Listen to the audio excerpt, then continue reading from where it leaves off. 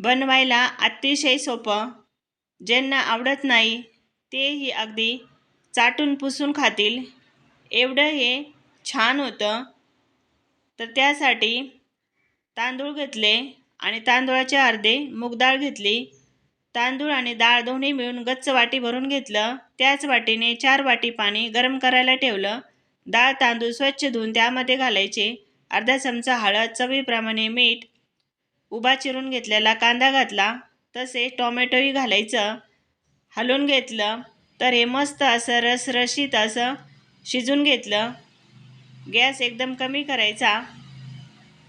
लसूण ठेचून घ्यायचा आणि तडका पात्रामध्ये 2 ते 3 चमचे तूप घेतलं.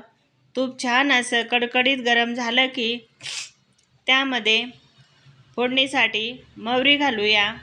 त्यासोबतच जिरंही घालायचं आणि जिरा मोहरी छान असं फुललं की ठेचलेला लसूण घालायचा. लसूण थोडासा लालसर झाला की चिमूटभर हिंग घालायचं. अर्धा चमचा लाल मिरची पावडर घालून मिक्स केलं. लगेचच हा तडका त्या भातामध्ये घालायचा आहे.